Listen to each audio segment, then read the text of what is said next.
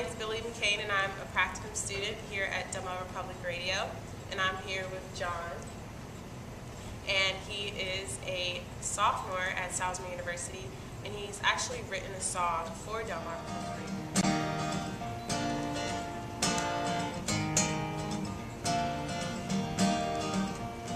We wake up every weekend with the BBC World News and be glad that we don't have to head to work. And all through the day it might be two boomer babes, and at night drink wine and listen to just folks. But baby, now you've left me. Oh, why'd you have to go? It hurts, but I just can't turn off that Delmarva Public Radio. And girl, you really broke my heart when I wrote that song on my guitar, and you said John Call would never know my name. Now I'm calling on Delmarva to see where I can find you, but the host there seems to think I'm really lame.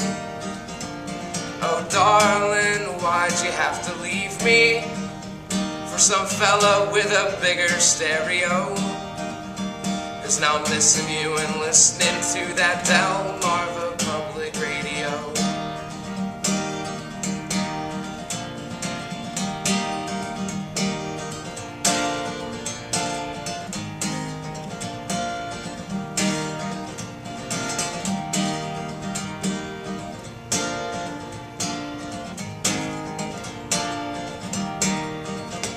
And you know I never liked classical music till you showed 89.5 to me. And now that you're gone, I'm singing this song to show you just how cultured I can be. So baby, if you can hear me, please, please, please, please, won't you come home? To Mark Steiner, I'm a whiner, but at least I've got good taste in radio.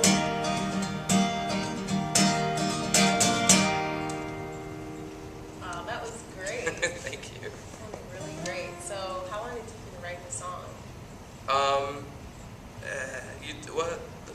The 3 weeks that you gave me to write it, I worked on it. It was a really difficult sort of project, because normally I write whatever I want, and I don't really have parameters like mentioning shows and mentioning the radio station. And then the parameters I was given were like, well, how do you make that sort of thing natural in a song? Mentioning a radio station and that sort of thing. So is that where the idea of making it about a relationship came Yeah, about? I had to sort of build a story to weave it into, to make it make sense, to make it not be like a jingle. So that's where the idea came from.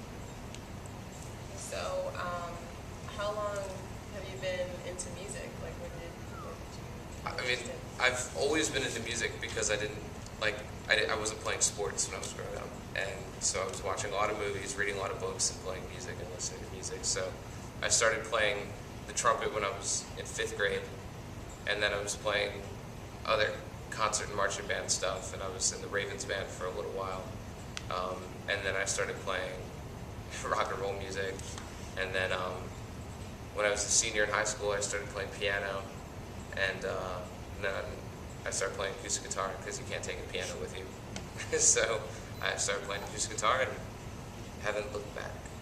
So, but you're also in a band now too. Why don't you tell us a little bit about Yeah, I'm in a band called I'm the Doorway, and it's me and Chelsea Hall, and my friend Tim Lynch, and we play this kind of music. Okay, so Though a lot less upbeat normally, usually much more, yeah. well, I thought you did a really good job. So, you listen to Delmarva Public Radio. What are some of your favorite programs? I know you like NPR. Yeah, I'm a huge fan of NPR. Do you have any favorite programs? Oh, well, I mean, I love Prairie Home Companion, and This American Life, and all those like fantastic NPR shows. And I love Just Folks, which is the local folk show with John Call. and he's actually my English teacher. So, hi, Dr. Cole.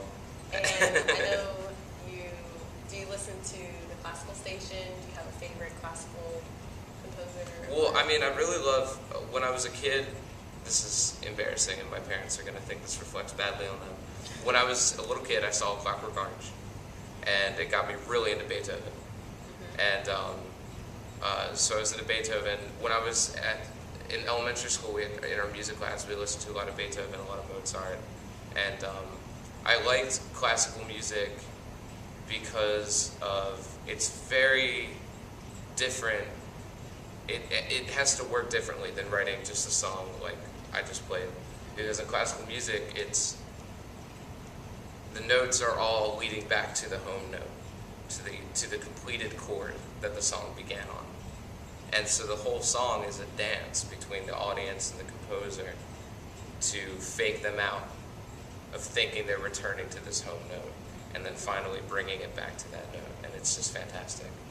And to me, maybe it's just because the two genres have such a niche audience, but classical music isn't such a far cry from like, old-time blues, which I'm also a huge fan of, like Son House and Skip James and people like that, where they have just such a inherent emotion to them. Okay, so I know that you're doing this for Delmarva. Do you have any other upcoming shows that you're going to be doing or appearances, or whether it's you or your band? Or we don't have dates to give people, but I know we always play at this coffee shop down by the mall called Common Grounds Coffee House, and they're a fair trade coffee house, so they make sure that the farmers growing the coffee beans get a fair price for their stuff, and they're a fantastic place and all really good people. So we'll be playing them sometime in April, and also I'm in this class where we're growing an organic garden, and we're trying to raise money for a greenhouse. So we're going to be putting on a benefit show for that. So when that comes up, I can let you guys know to let you know when that'll be on campus. And I think we're going to call it Broccoli Jam. And you're also going to be performing on some of our local stations as well. So we can also see you there. Yeah, absolutely. Thank you for coming. Thank you, absolutely. Thank you so much.